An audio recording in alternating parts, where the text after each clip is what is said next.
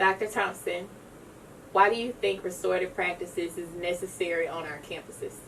I think the major reason is to build relationships with students. Most time when you think of discipline, it's mostly punitive, and there's a punishment associated with the behavior of a student. And sometimes those can be alleviated just by forming a relationship with the student so that they can feel more comfortable and we can actually move forward in the learning environment.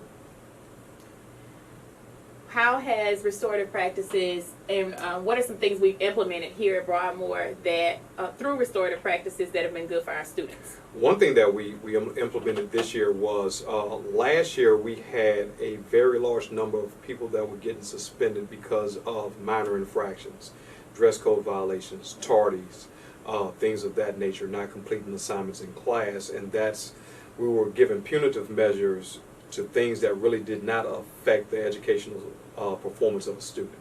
So from almost 800 referrals that were minor infractions, we've cut that more or less down by 60%. So, what are some of the programs that we've implemented at Broadmoor in response to the tardy skips, dress code violations? What are some things we put in place to alleviate punitive discipline or stopping from giving students consequences on those minor infractions? Well, the major thing that we did, we stopped giving kids ISS for being late to class. We've been allowing them to go to class even though they're tardy. If they don't have an ID, we'll give them a temporary ID. If they don't have a uniform shirt, we'll give them a uniform shirt.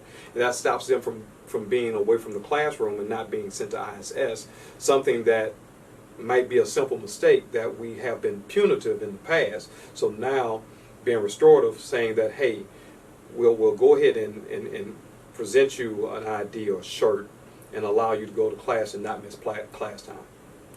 And why do you personally believe in restorative practices? I guess you can call it learning from the error of your ways. Sometimes that being punitive and being a disciplinarian sometimes is too cut and dry. And sometimes you need to be able to hear the side of the student and understand what may have triggered them into the behavior that may have caused them to come to my office.